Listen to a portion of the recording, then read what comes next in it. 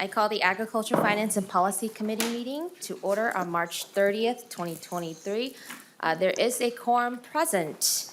We'll start with the approval of minutes. Representative Sansamira, can I have a motion? Yes, I move the minutes from March 28th. Representative Sansamira moves the approval of minutes for March 28th, 2023. Any discussion? Hearing none, those in favor say aye. Aye. Those opposed say no. The motion prevails, so the minutes for the March 28th, 2023 are approved. We have the House File 2278 as amended back for consideration. Members, we're still taking testimony from the public, and so we'll go through testifiers first, and then we'll go through the amendments and have discussion on those amendments into the bill. With that, we'll start with our first testifier, Julie Tesh from Center of Rural Policy and Development. Thank you for being here. If you can identify yourself before the committee and proceed.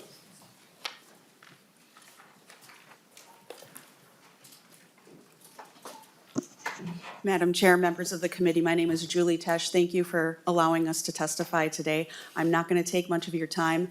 I know your targets weren't wonderful in this committee, and so when you're looking at, hopefully, with some targets changing, just thinking about the Center for Rural Policy and Development, we do work on rural development, and I think we do great work, and so I just want to remind you, keep us in mind. We do great work, I think, with the Department of Agriculture, and we do also receive funding from the Jobs Committee, but again, that's up in the air as well. So just wanted to keep the Center for Rural Policy and Development top of mind. Thank you. Thank you, Director Tesh, for your testimony. The next testifier we have is Lori Cox from Roots Return Farm. If you can please identify yourself for the record and proceed.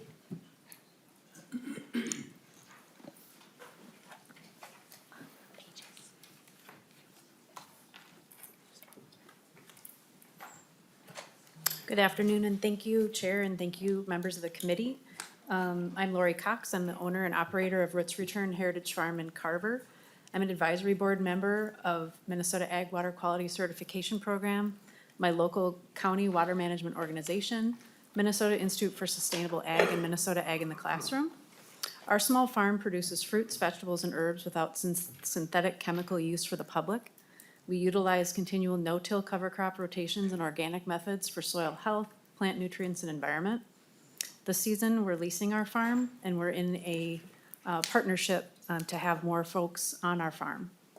The widespread use of treated seed coatings and other systemic pesticides continues to run risks for farms like mine and the rest of the environment around me. Farms flourish throughout your districts and mine when domestic and natural pollinators provide healthy crops for our customers and Minnesota's economy. Distinct portions of the ag sector might deem this production less important, but this is untrue as we need all of Minnesota's agriculture to succeed. This can occur through beneficial precautions and notifications from soil to fork. We continually map degraded areas. We have tolls taken on communities through rural and urban areas alike. And neonics repeatedly supply studies showing persistence in off-target ag fields, natural areas, wildlife pollinators, plants, foods, our water, and we need actions to improve this. I would want you to please urge to support all of pollinators. I want you to please support these bills and make sure that we help all of agriculture in Minnesota. Thank you so much. Thank you, Lori Cox. Are there any other testifiers that would like to testify on the bill? If you can please identify yourself for the record and proceed. Thank you, Madam Chair and members. My name is Chris Cowan, contract lobbyist with the Pesticide Action Network. The pages were kind enough to hand out the letter that we wrote, and I just wanted to refer to it, and that we have it there, and to make you aware of it, that yes, we support the many provisions in the bill. We did have some concerns as we outlined here, but we look forward to working with everyone going forward in the process. So thank you. Thank you, Chris. Are there any other testifiers? Seeing none, we'll move to the bill, and our first amendment is the A12. This is, members, this is the author's amendment. What it does, there's a couple provisions in there. It increased the carve-out for elk, and I moved the A12 before the committee. What it does, it increases the carve-out for elk damage prevention grants from $20,000 to $40,000 per year. It increased international trade item to the governor's requested level. It delete the systemic pesticide-treated seed proposal requirement, and instead require MDA to develop a systemic pesticide-treated seed program, establish definitions, and prohibit certain disposal methods for treated seed, create a dedicated research account, and direct MDA to regulate treated seeds similar to pesticides under the pesticide control law. The funding remains the same of $100,000 one time. And this is also the department's language as well. It also gives MDA authority to use up to 6.5% for appropriations for administrations. We move the hemp processing grants under Agri. We also delay the repeal of the grain buyer and grain warehouse operator bonding requirements until July 1st, 2024. And it required that NDA reconvene the grant advisory group and to report on bonding recommendations by February 1st, 2024. We also delayed the PFAS pesticide ban until July 1st, 2024. And we also make various technical edits to adjust totals and specify base amounts. So that is the author's amendment for the A12. Any discussion to the A12? Representative Anderson. Thank you, Madam Chair. Looking at the amendment on page 5, the section pertaining to the pesticide-treated research account, it doesn't have an amount of funding established. It just says money in the account will go to the commissioner. Is there a dollar amount that's going to go into that program? Representative Anderson, right now it's currently blank appropriation. The line item for this specific bill is, it's $100,000, and that was during the walkthrough, and it's one time. It can change as we continue to have more conversations, but that's the amount right now. Other questions? All right. Seeing none, all those in favor of adopting the A12 amendment say aye. Aye. Those opposed say no. No. The motion prevails. The A12 amendment is adopted. Members will also switch gears to go through the rest of the amendments, so Vice Chair Purcell and I will switch.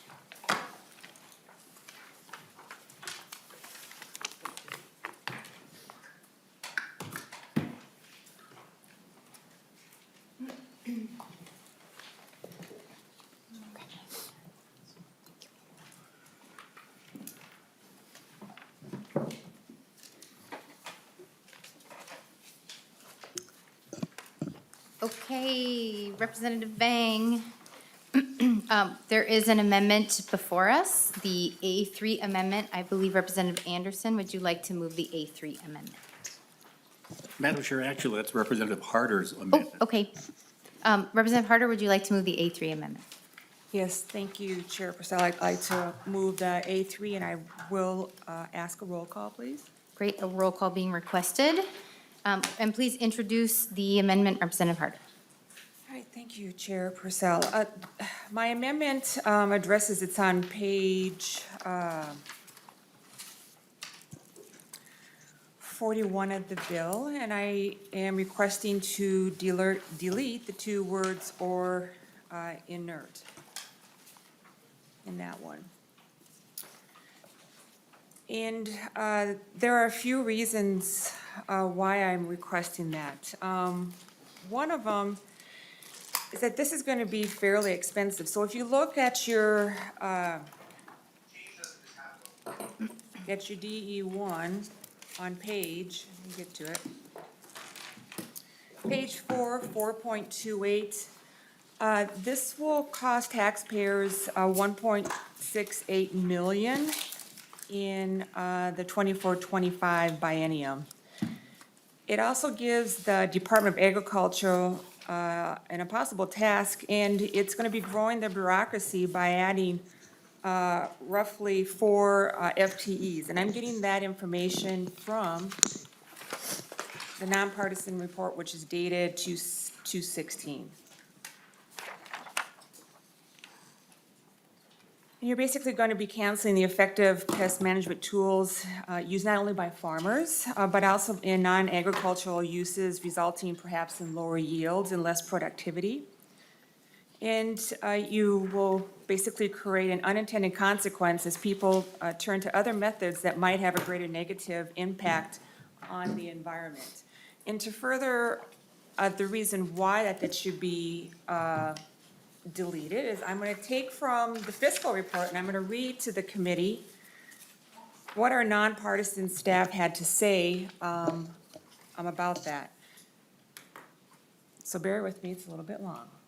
Okay, pesticides contain active ingredients and inert ingredients.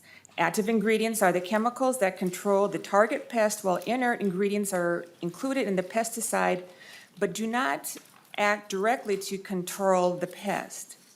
We are assuming that the other intentionally added substance, as written in this bill, would include active ingredients. Currently, Minnesota pesticide registrations require the disclosure of active ingredients in pesticide products and the total percentage of all inert ingredients, but not what the inert ingredients are.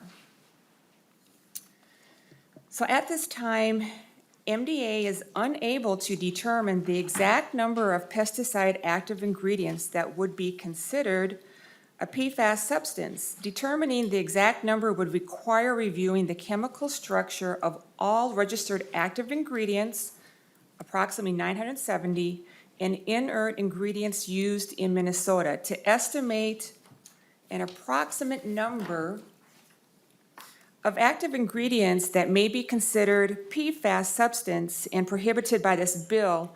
We compared a list of active ingredients registered in Minnesota to a database of fluorinated agrochemicals generated by Agawa et al. In 2020, and reviewed the structures of registered fluorinated active ingredients. Of the approximately 970 active ingredients registered for use in Minnesota, about 85 would be considered a PFAS substance used based on the definition in Minnesota Statute 325F. .072. These 85 active ingredients are used in approximately 2,050 different pesticide products that would be canceled if this bill is passed. However, if the EPA's definition is used, less than 5 active ingredients, approximately 10 products, registered in Minnesota would be considered PFAS substance. Currently, MDA is unable to determine how many products contain PFAS substance as an inert ingredient. There are over 5,000 inert ingredients that are approved by the EPA for use in pesticides. The EPA has said there are no inert ingredients in registered products that would be considered PFAS under their working condition. However, it is not clear how many inert ingredients would be considered PFAS substance under Minnesota Statute 325F .072 definition. Given that pesticide registrants are not required to disclose inert ingredients in pesticide products to the department, it is not possible to determine how many pesticide products may contain a PFAS substance as an inert ingredient at this time. In addition to the estimated 2,050 pesticide products mentioned, it is possible that a significant number of additional pesticide products could also be canceled for use in Minnesota based on their inert ingredients. To estimate the exact number of pesticide products impacted by this bill, the MDA would require information on inert ingredients to be submitted as a condition of registration for all pesticide products. However, for the purposes of this fiscal note, MDA assumes that registrants would not be required to submit this proprietary information yearly, but rather would certify on the registration form that their product does not contain PFAS substances annually. For further context, in 2021, there were approximately 14,000 pesticide products registered in Minnesota. This bill has the potential to cancel the use of at least 14% of pesticide products registered in Minnesota. So the reason why I asked to remove that, one, it's very expensive. Two, I'm not a fan of growing government. I've said it before, we're in a recession, we should be watching how our tax dollars are used. We should be more careful to make sure that we're working with our farmers. And so I just respectfully ask members to support this amendment. Thank you. Thank you, Representative Harder. Additional discussion to the A3 amendment.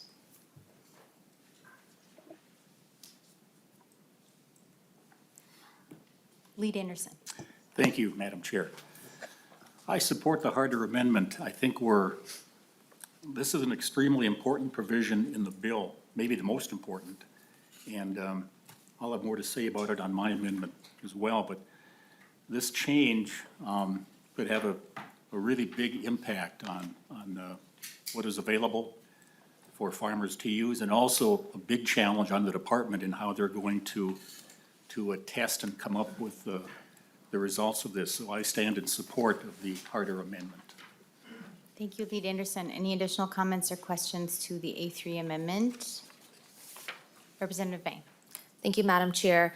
As in the previous amendment that we just adopted, it extends the date of the prohibition on pesticides that contain PFAS. And the purpose of that really was to allow the department to give them time to evaluate the pesticides that could fit that category. And so I think after we hear from the department on what that looks like, I think we can consider whether to take out the inert. I think for now it might be too early to decide, and so I ask members to not support the amendment. Okay, a roll call being requested. We will take the roll on the A3 amendment. Chair Purcell. No. Purcell, no.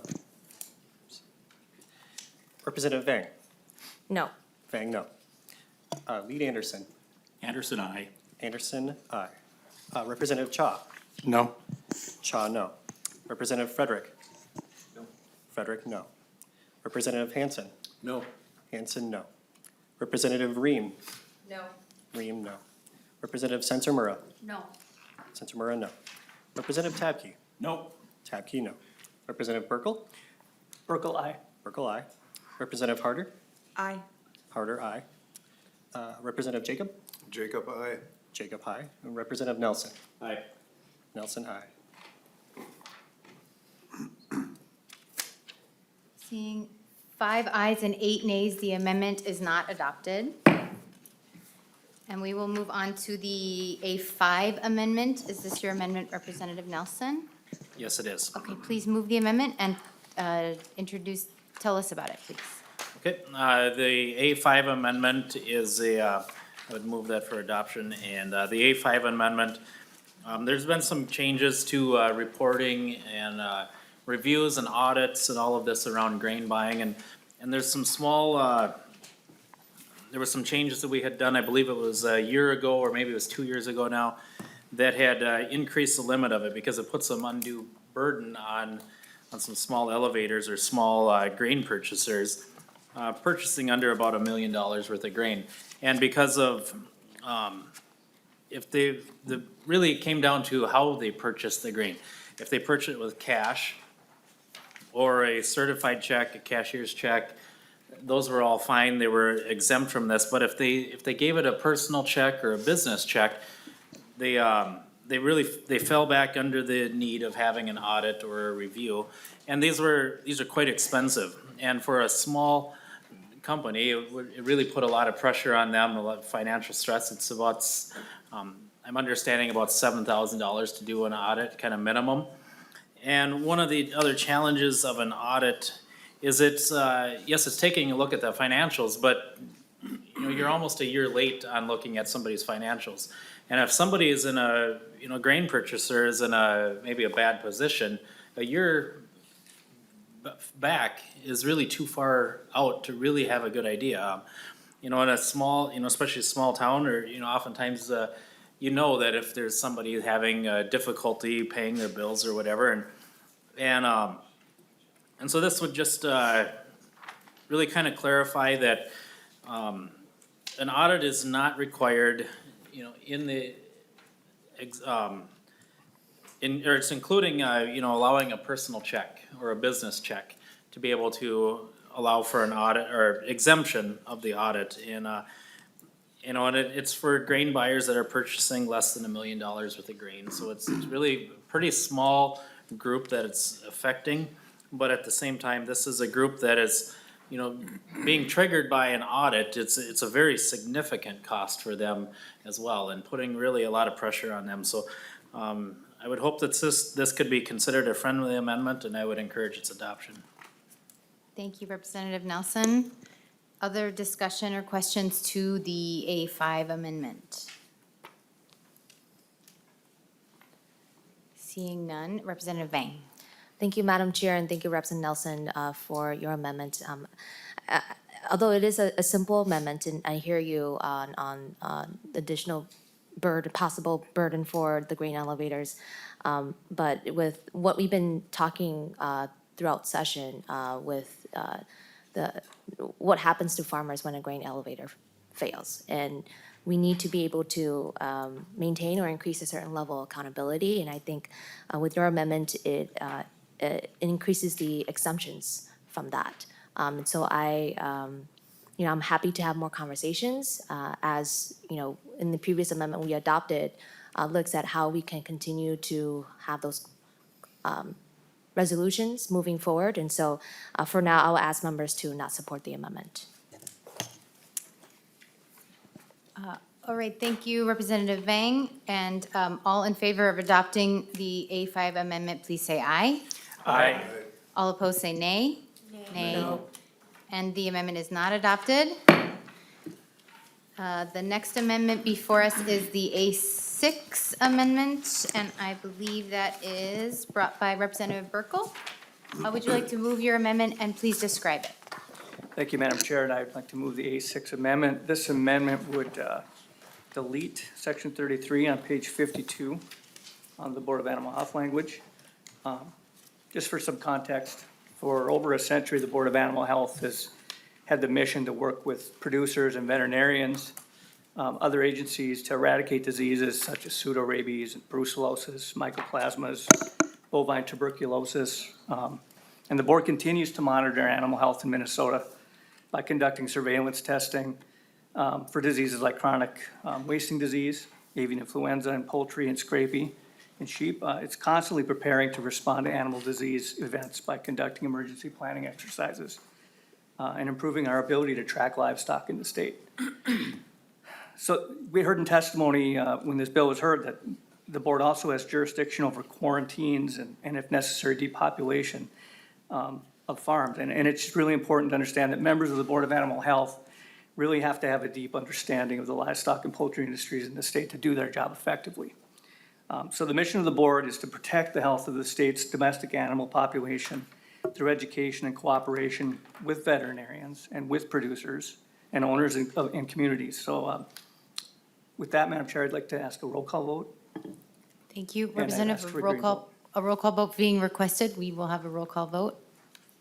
Any other discussion to the bill, Lead Anderson? I'm sorry, to the A6 amendment. Thank you, Madam Chair. I stand in full support of the Burkle amendment. And I would remind committee members that Representative Burkle has actually been experienced in bird flu a couple of years back, I think 3 years probably, maybe it was 2015. He had a flock that went down and worked with the Board of Animal Health. And his experience is key, I think, in giving us advice on how he would structure the board. And I think the feeling is that the way the board is structured currently is a good way for it. And when the bill was heard in committee here, as I recall, there were several witnesses who got up there and spoke against the language to change the board. As I recall, nobody spoke in favor of it. So again, I would strongly support the Burkle amendment to maintain the Board of Animal Health with its current structure, Madam Chair. Thank you, Lead Anderson. Other discussion to the bill to the amendment from members? Representative Vang? Thank you, Madam Chair, and thank you, Representative Burkle, for the amendment. I truly respect and value the work of the Board of Animal Health. They do a tremendous job for the agriculture community, and, I'm definitely open to continue on working on the language, but this amendment completely deletes it. And so with that, I will ask members to not support the amendment. A roll call being requested. We will take a roll call vote on the A6 amendment. Chairperson, No. Representative Vang, No. Representative Vang, no.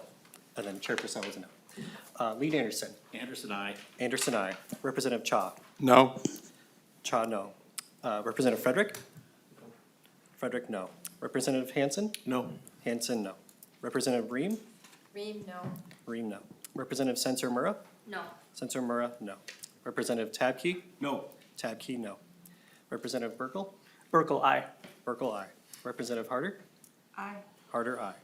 Representative Jacob? Jacob, aye. Jacob, aye. Representative Nelson? Aye.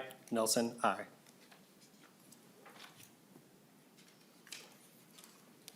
Seeing 5 ayes and 8 nays, the amendment is not agreed to. The next amendment before us is the A10 amendment. Lead Anderson, is this your amendment? If you'd like to move it and describe it? Well, the A10? Yes, Madam Chair, it is. Did we skip the A8? The A8 has been withdrawn. Oh, okay. We thought it might be, but just wanted to make sure. Yes. The A10, I think, has a place in this bill, Madam Chair and Representative Vang, Chair Vang. We talked about depredation by deer to some of the farms really throughout the state. And there was a concern about not having enough funding to cover a program such as that, which would have a maximum of $150,000 per year, a maximum claim per farmer of $750 per claim. And the area where I would take the funding from is a total of $300,000. And I found a perfect place for it, and that is the, now I can't find it. The coordinator of climate-related activities and services in the Department of Ag for a total of $300,000. And the reason I looked at that was I serve on the Sustainable Infrastructure Committee, and we heard many bills in that committee where we're setting up departments here at the state to be able to access and work with all of the federal money coming in, the Inflation Reduction Act, the IJAA, whatever it was. And I suspect that the Department of Ag could go for a couple of years without funding this position, that again, it would be a coordinator of climate-related activities and services, and one of the job's major items would be seeking federal funds. And again, we have a lot of that coming in the coming years, looking after federal grants. And in fact, we heard on the floor today, talking about the nursing home situation. There are bills that actually provide grant money to apply for grants. And it just seems to me that we're kind of the tail chasing the dog here and trying to line up to procure all of these grants. So anyway, what this amendment does is take that funding and put it into a very comprehensive deer depredation program. And I do want to take a second, and this came to me last night. It was not asked for.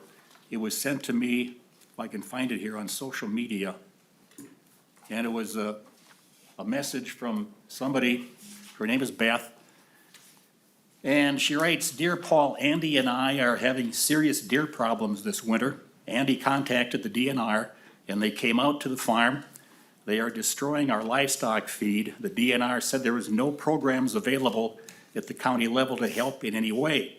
Do you know of any programs at the state level, either for compensation or assistance for freestanding panels to keep them out of our hay and to ripping into our silage piles? I understand the deer are hungry, but we need to be proactive and preserve feed for our cattle too. Any information would be appreciated. We'd appreciate the help. And, you know, that's coming from a real farm family trying to make their feed supply last through the winter. And I think this is a problem that is a growing problem. So I would move that the A12 amendment, or the A10, I believe it is, Yep. I'm sorry, got a whole pile of them there, the A10. A10. And put this funding into the deer depredation program with a cap, a maximum cap with $300,000 for the next 2 years, Madam Chair. Thank you, Lead Anderson. Additional discussion to the A10 amendment. Excuse me. Representative Burkle and then Representative Jacob. Thank you, Madam Chair. I just want to speak in favor of the Anderson amendment. I've had the same situation up north in Kitson and Roseau counties, particularly the last 2-3 years. We've had more and more incidents of farmers calling in saying they have deer depredating their feed. I'm surprised that the DNR did not have that money. I was able to procure some fence panels for folks 2 years ago up north to kind of fence off some of their hay.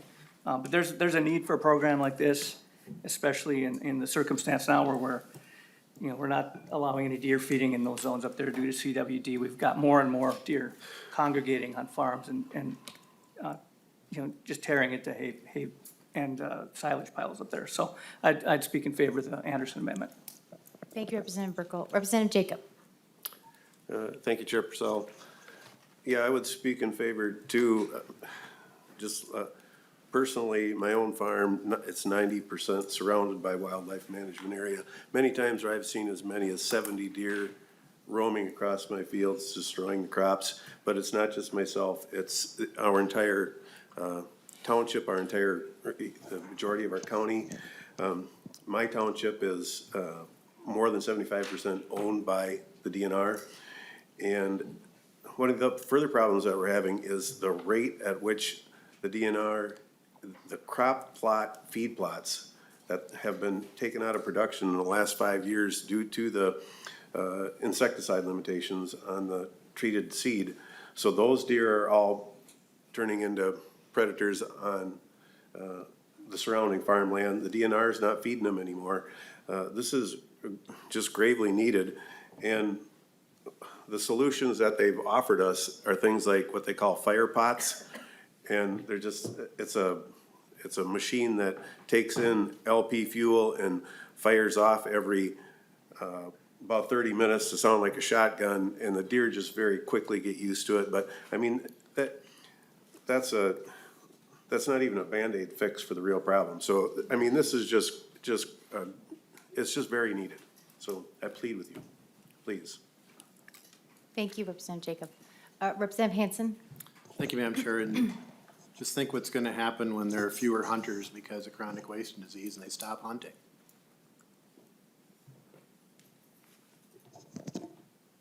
Additional discussion to the A10 amendment. Representative Nelson. Yeah, and I think I would support this as well. We've had, in years past, the DNR has had money. I've got a neighbor that has got a fencing around his feedlot, but he's or not his feedlot, his feed pile, or it's supposed to be going up, but with the snow this winter, they haven't been able to complete it. And I know he'd been on the list for about 5 or 6 years, and reapplying and trying to get finances from the DNR. It's a cost share program. It's not 100%, but it's an issue. And with feed piles, farmers wanting to protect their investment, but also they're in Pine County and in an area there is a feeding ban, and so we can't be feeding deer. So some of our neighbors that maybe typically had been feeding maybe 5 or 10 deer, well, those deer this winter are looking for feed. Now there's hundreds going to my neighbor's feed pile, and that's congregating deer.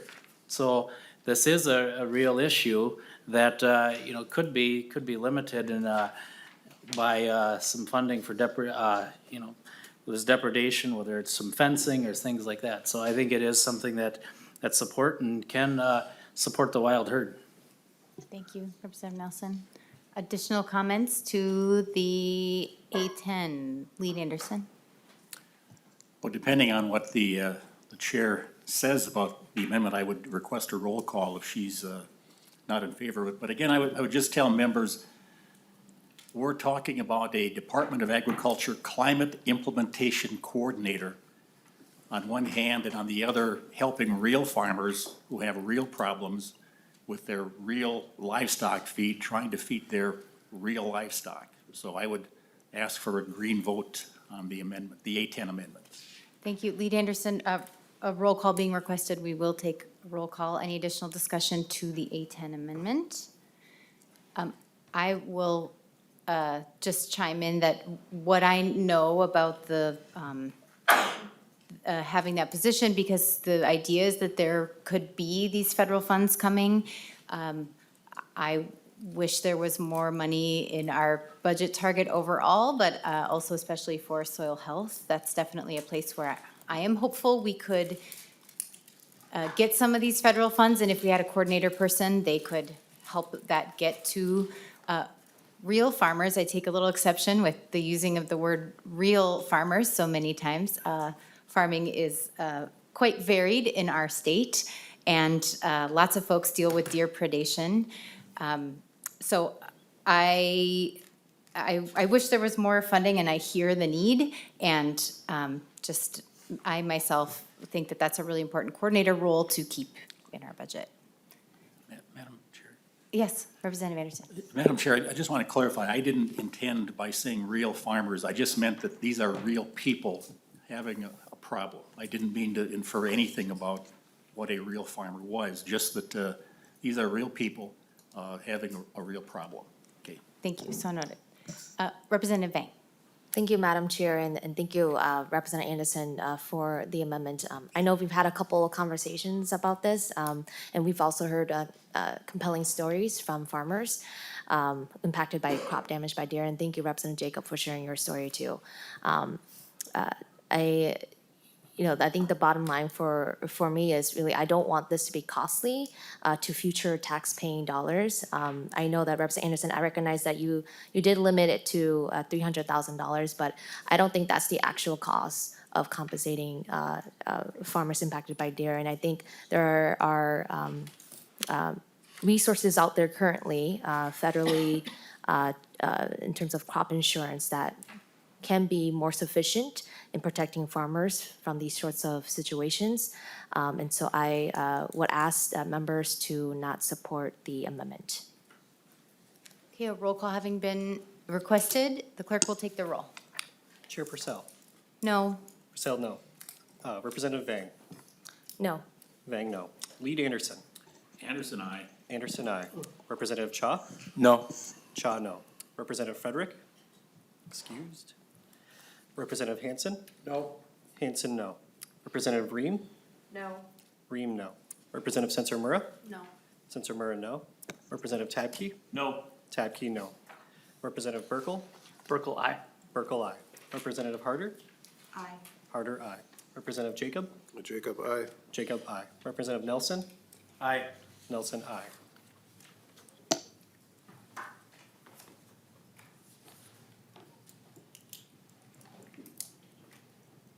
With 5 ayes, 7 nays, and 1 excused, the amendment is not adopted. The next amendment is the A11 amendment. Representative Burkle, is this your amendment? If you would move it and describe it, please, for the committee. Thank you, Madam Chair, and I move the A11 amendment. This amendment, whether by oversight or on purpose, would put funding back in place for, these folks were missed, but the Poultry Association, Livestock Breeders Association, Northern Crops Institute, Horticulture Society, as we heard earlier, Center for Rural Policy and Development, Turf Seed Council, and the Green Team were all overlooked in this budget, and my amendment would reinstate their funding, and it takes, if you look at page 8 from the delete all, lines 3 through 8. It would take it from the greenhouse funding that is in the bill, $500,000 each year for the farm scale winter greenhouse research and development money. A bill which we heard in committee, and I think, from my perspective, just wasn't quite ready for prime time. So these are folks that have been funded for decades and done great work in Minnesota, for agriculture in Minnesota, and I'd really like to see their funding reinstated. Thank you. Thank you. Additional discussion to the A11. Madam Chair, I'd like to amendment. request a roll call vote. Oh, too, please. thank you. A roll call being requested. There will be a roll call. Additional discussion to the A11 amendment. Excuse me. Representative Tapke. Madam Chair, thank you. So the item being deleted is my bill, the farm scale winter greenhouse. Just to remind everybody that what this is taking and working on the first step for diversifying our food resources that we can have here in Minnesota. This is something that's been used really successfully in other places. And what it will do is give additional food supply chain resources to Minnesota, so we don't have to rely on California and South America and other places across the world in order to get our food around leafy greens and broccolis and cauliflowers and those kinds of things that we can grow here in Minnesota throughout the winter. So I just encourage everyone to please vote no on the amendment, because this is a really good thing that will help Minnesota's food resources into the future. Thank you. Lead Anderson. Thank you, Madam Chair. Well, this is one of the most surprising parts of the bill. I've been around for a while, and we've always funded these folks. $2,000 for the poultry folks, we can't afford that with a $52 billion budget, $18 billion surplus. $18,000 for the Livestock Breeders Association. I mean, this is, you know, in the overall scheme of things, it's not a lot of money, and Representative Burkle found a place to fund these because we have to find offsetting funding someplace. And I think this funding is gonna be in the Senate bill. I mean, we're kind of playing games here, I think. You know, when these folks found out, I think they're all surprised that they weren't in this bill because they've been in here for 20 years. I'm just guessing on that. But one of the guys wrote to me today, his name is John, chair of the Livestock Breeders Association. And here's some of the things they do. Livestock breeders who are asking for $18,000 in each of the next 2 years. They have 2,500 members. They are represented folks that have beef, dairy, horses, swine, sheep, goats, and poultry. The money is used mainly for supporting livestock youth of Minnesota, the youth who are working with livestock. These folks manage the 4-H auction and the 4-H dairy showcase at the state fair. And their board members, by the way, donate their times to these activities. They're also involved in the Minnesota Beef Expo. They help to train judges for county fair judging and also ag in the classroom. They also work with youth media training. And we're saying no to these folks. Support the Burkle amendment. Additional comments about the A11 amendment from members? Representative Burkle. Just quickly, thank you, Madam Chair. I just, you know, we talked about good work, and I don't want to dismiss that maybe farm-scale winter greenhouses have some benefit down the road. We could talk about that down the road. But what we're talking about here is a group of people that have done research in Minnesota for decades, like I said, and we spent, I don't know how much time in committee talking about cover crops and kernza and perennial wheat, and these are the folks that came up with those products and those crops. We actually tasted those kernza flakes in committee. So I'm just surprised that we'd spend $500,000 on farm scale greenhouses and let these people languish without funding. That's all I got to say. Thank you. Seeing no other member comments, Representative Vang. Thank you, Madam Chair, and thank you, Representative Burkle, for the amendment. It's not easy to make these types of decisions, especially with the target that we have. However, I think as we continue to talk with the Senate on our budget bill, I am open to moving the numbers around. But for now, we have a starting point that I would like to maintain as is. For the time being, I would like for these organizations to make their case. with us as we have these discussions. For me, I'm only one person. I only know as much as I know, and I'm limited by the four corners of my office. And so I do hope that these organizations feel that they can come to me and members of the committee to make their case about the work that they do. Some of these things I don't know too much about, quite frankly, and I thank you, Representative Burkle, for bringing these organizations to light so I can better understand the work that they do and for sharing that. But for now, we have a starting point, and I said that I am open to moving the numbers, but so for now, I'll ask members to oppose the amendment. A roll call being requested on the A11 amendment. The clerk will take the roll. Chair Purcell, No. Representative Vang, No. Vang, no. Sorry. Lead Anderson, Anderson, aye. Anderson, aye. Representative Cha, No. Cha, no. Representative Frederick, absent. Representative Hanson, No. Hanson, no. Representative Ream, No. Ream, no. Representative Spencer Murrah, No. Spencer Murrah, no. Representative Tabke, No. Tabke, no. Representative Burkle, Burkle, aye. Burkle, aye. Representative Harder, Aye. Harder, aye. Representative Jacob, Jacob, aye. Jacob, aye. Representative Nelson, Aye. Nelson, aye.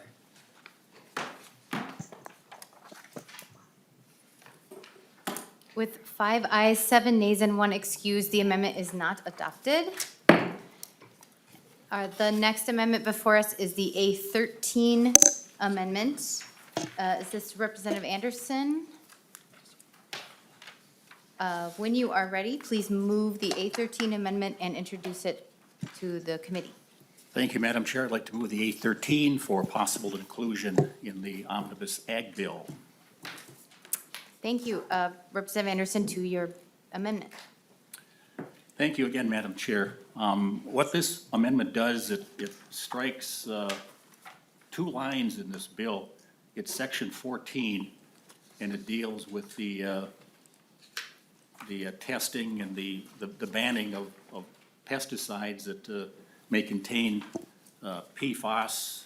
And have a series of questions, Madam Chair. I'd like to have somebody from the Department of Ag come up and answer some questions about the testing of these chemicals.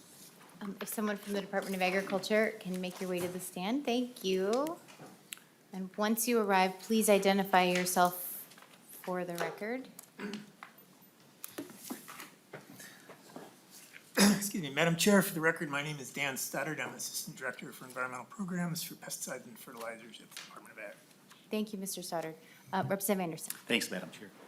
Mr. Stoddard, the cost of this program, the PFAS program here, is just about 1.7 million, I think it's $1.688 million. And it's to go to the MDA to identify and regulate pesticides containing perfluoro and polyfluoroalkyl substances, or PFAS. Just wondering where that number came from. Did you confer with fiscal staff or MDA, or how did that number arrive at $1.688 million? Mr. Stoddard. Yeah, Madam Chair, Representative Anderson. So the bill basically cancels PFAS. And so internally, for pesticides that contain PFAS, and so internally what we did was we developed a fiscal note ourselves. We reviewed the workload that we thought it would take to actually collect information on it and then cancel it, and came up with that estimate. Representative Anderson. Thank you, Madam Chair. So I assume, are you also taking into account the revenue that the department would lose by potentially not having as many chemicals registered? Mr. Stoddard. Madam Chair, Representative Anderson, yes, we did consider lost revenue. We did assume that there would be some replacement products, and so it's really hard to know what the lost revenue would be, but we did, I think, I forgot the exact number, but we estimated some lost revenue. Representative Anderson. Thank you, Madam Chair. Mr. Stoddard, again, we're talking a pretty sizable sum of money here. How would you use those funds to test, bearing in mind that the EPA has only validated one test for detecting PFAS? How would you utilize the funding? Mr. Stoddard. Madam Chair, Representative Anderson, so the way that we assumed we would proceed is that we would make it a condition of registration for companies to inform us whether or not their products contain PFAS. And so we would work with the registrants to have them provide us information on whether or not they thought there would be PFAS in either an active ingredient or in an inert. Representative Anderson? So my understanding you to be saying that the burden of proof is gonna be on the chemical manufacturers themselves? Mr. Stoddard? Madam Chair, Representative Anderson, our thought was that we would work with the registrants. We do have a process in place already where we work with registrants. We have a relationship with them. They have to develop and provide information upon request. And so generally speaking, yeah, we would count on the registrants, and then if we needed to, we would try to do some additional work to validate what they submit. Representative Anderson? And Mr. Stoddard, could you elaborate a little bit on what kind of testing would be available? The only one that I'm aware of is an oily matrix test. Is that what you would be using? And how many compounds could be tested using that oily matrix test? Mr. Stoddard? So, Madam Chair, Representative, most of the work that we anticipate would actually be working with the registrants. We would not be testing a lot of products. There might be some additional follow-up testing. I think we talked about developing analytical methods, but there's really uncertainty at this point on exactly how we would proceed. Representative Anderson? Madam Chair, it's really hard for me to hear totally, so if you could speak into the mic a little bit closer, then I could hear your entire answer. Madam You Chair, read I it think again. I'm gonna ask Stoddard. Dr. Raj Maan to come up and provide some additional information on that, so. Thank you. Please identify yourself when you reach the front table for the record.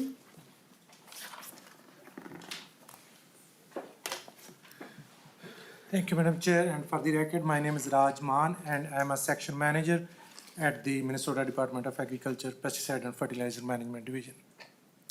Thank you, Mr. Mann. And Representative Anderson? Thank you, Madam Chair. Just repeat my question. Being there's only one test available to check for PFAS in pesticides, how would you go about doing it, either the department or the actual companies themselves? Mr. Mann?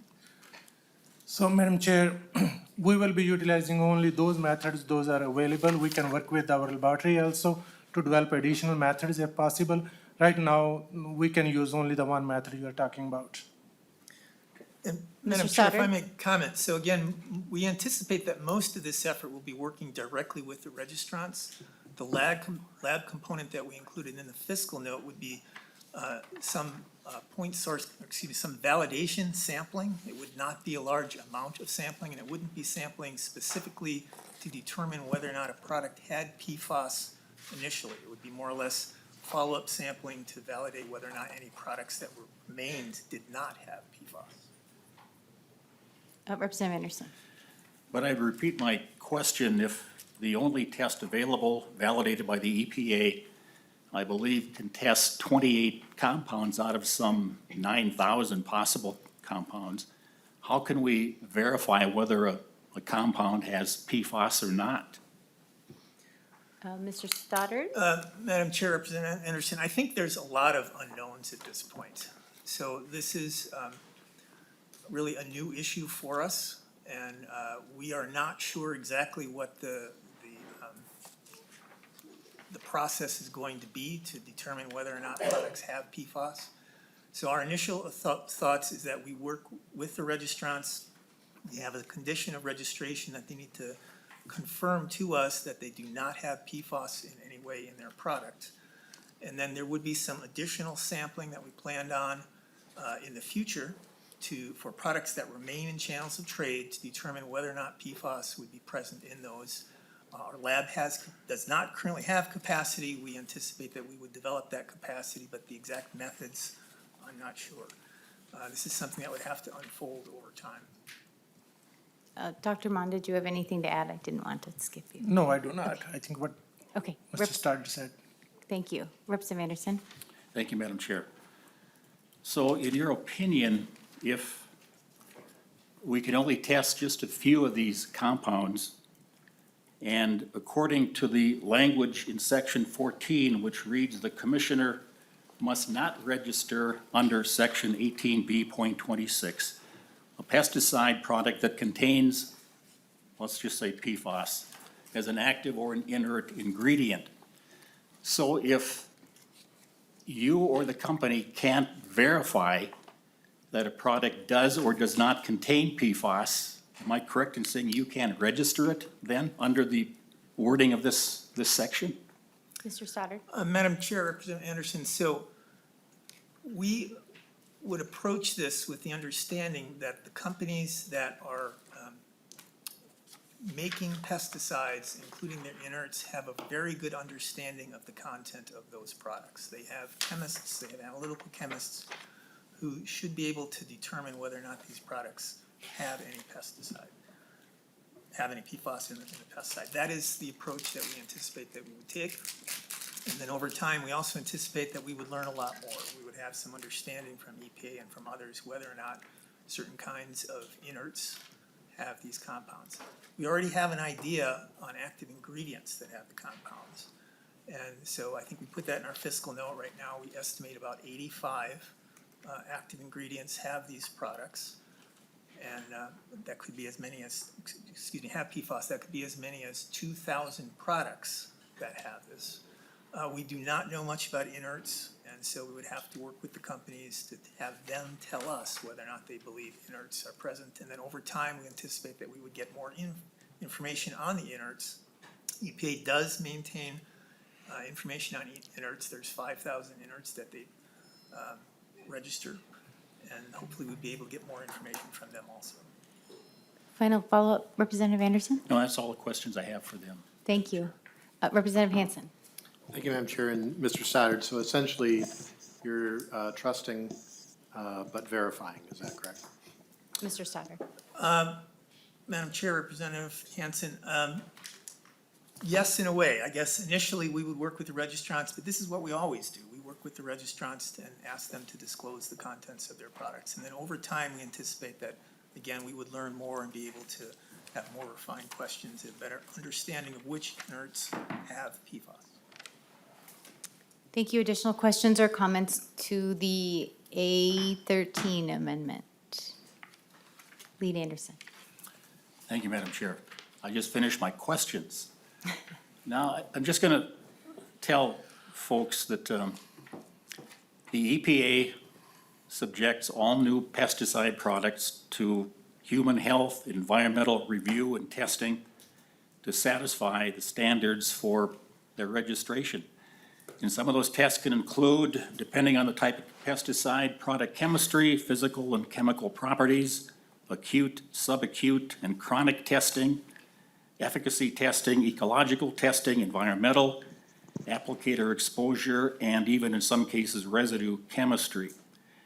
And all pesticides, I repeat, all pesticides, including those formulated with fluorinated chemistry, must already be registered by the EPA prior to applying for and receiving state registration from the Minnesota Department of Agriculture.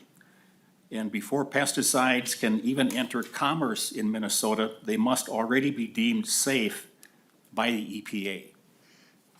EPA has a federal label, and they deem these products safe, relatively safe if used according to label requirements. Now, in doing further research, this has been tried before in the state of Maryland. In fact, it was at this session in the state of Maryland.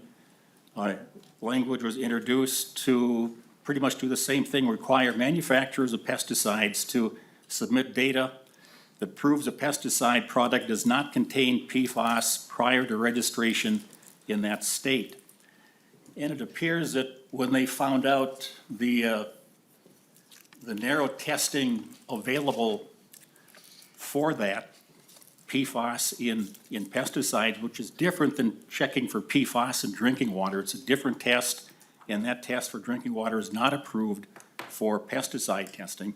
Maryland went back and they pulled back and redrafted their bill, and their legislation basically says now they're going to study further and whether to determine if the state can or cannot validate a method of testing, and that's in the state of Maryland. So with that, Madam Chair, I think this is a big item, a big deal. It could affect literally hundreds of chemicals in Minnesota. And of course, we all want chemical use that's safe, and when they're labeled, registered, and have that label, and if they're used in a safe manner, which farmers and others do, they are deemed safe by the EPA. And I don't think this is ready for prime time yet. We don't have enough testing. You know, the Ole Matrix can test for 28 out of possible 9,000 PFAS substances. And I think we need to slow down on this. And I would ask for a green vote and a roll call on this amendment, Madam Chair. Thank you, Lead Anderson. Additional comments, questions, et cetera, to the A13 amendment? A roll call being requested. The clerk will take the, Madam oh, I'm sorry. Representative Vang. Thank you, Madam Chair, and thank you, Representative Anderson, for your amendment. Your amendment eliminates Representative Hansen's bill on PFAS, and as we've been talking throughout session, some of the hot topics is on PFAS. They're known as forever chemicals in our everyday use and in our daily livelihoods. And I think this is still a worthy bill to consider, and this amendment would take that away. So I will ask members to oppose it. Thank you. Now that a roll call has been requested, the clerk will take the roll on the A13 amendment. Chair Purcell. No. Purcell, no. Representative Vang. No. Vang, no. Lead Anderson. Anderson, aye. Anderson, aye. Representative Shaw. No. Shaw, no. Representative Frederick. No. Frederick, no. Representative Hansen. No. Hansen, no. Representative Ream. No. Ream, no. Representative Centimura. No. Centimura, no. Representative Tabke. Nope. Tabke, no. Representative Burkle. Burkle, aye. Burkle, aye. Representative Harder. Aye. Harder, aye. Representative Jacob. Jacob, aye. Jacob, aye. Representative Nelson. Aye. Nelson, aye.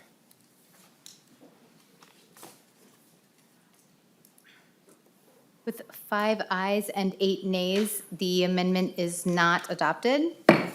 And the final amendment I have before us is the A14 amendment. Representative Anderson, is this also your amendment? Yes, Madam Chair. Would you care to move the A14 amendment and describe it for the committee, please? I move the A14, Madam Chair, for inclusion in the Ag Bill, and hope that the third time might be the charm. Anyway, the A14, again, we're trying to work on and come up with some compromises on the Board of Animal Health, which again is a very key organization within the ag budget here. And we strongly feel that livestock people be fully represented, along with veterinarians on the board. And this amendment would increase the number of members from 6 up to 7, and with that newer 7th member being a companion animal veterinarian. And that is the amendment, Madam Chair, and I would ask for support on the amendment. Thank you, Lead Anderson. Additional discussion to the A14 amendment or questions? Representative Hansen? Thank you, Madam Chair. And Representative Anderson, we talked on the floor, and last evening, Chair Vang and Commissioner Peterson and I had talked. This is my bill. I am open to doing compromise here of 8 members, 1 per congressional district. I know that that's not probably as far as you want to go, but it's a little lower than I'd like to go. But I think, the executive director for the Board of Animal Health left this week. I believe there does need to be reform. I think we could meet in the middle on this. And I think it could be a bipartisan thing. I know that folks want to make sure that there's competency in the board. I want that as well. But I also want to make sure that we've got a balance and a regional diversity. I do think that people in the 4th and 5th congressional district can add value to the board. And so, I'm willing to work on this. And that would be my commitment to you and to the chair and to the commissioner if we did that at 8 and work out some of the details as well, but I'll defer to the chair. Representative Vang. Thank you, Madam Chair. Thank you, Representative Anderson, for the amendment. I know we've had a couple conversations on this, and like Representative Hanson said, I'm open to working on this language, and I think, yeah. So for now, I'll ask members to oppose it, but Representative Anderson, I'm committed to working with you. Seeing no other discussion, Lead Anderson. We might as well go for a roll call on this one too, and I appreciate Representative Hanson's willingness to work on this. We did talk about it, and I think we'll reach agreement, and one that satisfies all of us that are concerned about animal welfare in Minnesota. So thank you. Thank you. A roll call being requested. The clerk will take the roll on the A14 amendment. Chair Purcell? No. Purcell, no. Representative Vang? No. Vang, no. Lead Anderson? Anderson, aye. Anderson, aye. Representative Cha? No. Cha, no. Representative Frederick? No. Frederick, no. Representative Hanson? No. Hanson, no. Representative Ream? Ream, no. Ream, no. Representative Sensor-Mura? No. Sensor-Mura, no. Representative Tabke? No. Tabke, no. Representative Burkle? Burkle, aye. Burkle, aye. Representative Harder? Aye. Harder, aye. Representative Jacob? Jacob, aye. Jacob, aye. Representative Nelson? Aye. Nelson, aye.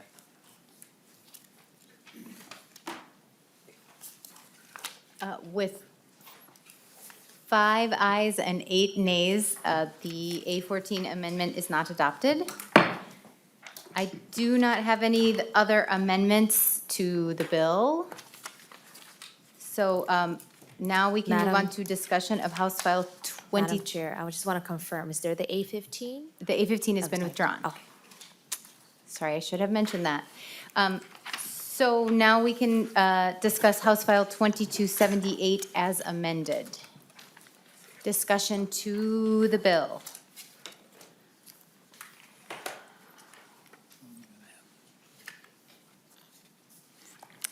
Lead Anderson. We have to have some discussion here. Well, the bill has some good things, and I think it has some things that we could work on to improve. Maybe some of these amendments change some numbers, but earlier we had it contains about $19 million in fee increases. The department has increased the tax on fertilizer, and it doesn't seem like a lot of money individually, like 60 cents a ton, I think is what it's gonna go up to. But it amounts to over $1 million over a 2-year period. And is there ever a good time to raise a fee or a price on farmers when they're facing, you know, a late spring, high fertilizer prices? There maybe never is, but I don't think this is the right time either. Also, increase in every fee application, or I should say, every permit application or license application, 5% or $5 surcharge on those also at the department. So some fee increases, which I think are surprising in light of the, we always talk about the budget surplus. But I've enjoyed working with Chair Vang and Chair Purcell and their vice chair, I should say, and working with the committee. Ag is a passion of mine, and hopefully we can make the bill better and make agriculture continue to keep it strong here in the state of Minnesota. So I pledge to do that and work with all of you, and as the bill moves forward. Thank you, Lead Anderson. Additional comments to the bill as amended. Representative Cha? Well, it's been a great session, being here in the Ag Committee and, you know, learning from all of you on both sides of the aisles and everything that's been discussed in here. I think we can always do better, but, you know, we come together in this legislation session to do what we can to improve agriculture in Minnesota and to create opportunities for the future of farmers of Minnesota. And I am proud to be a member of this committee and serve with all of you. Thank you.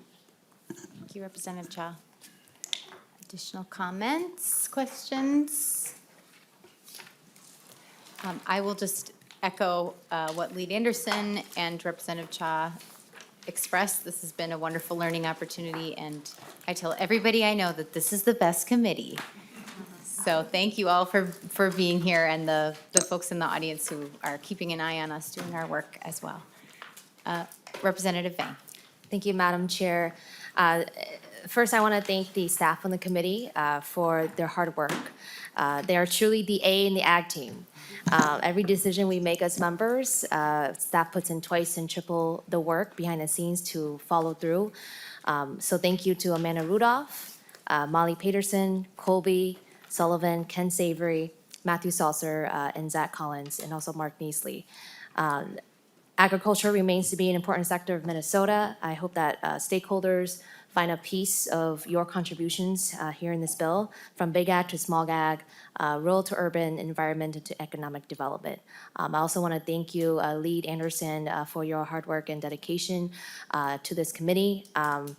And I've have great respect for you, and a lot of what I learned in agriculture have come from you.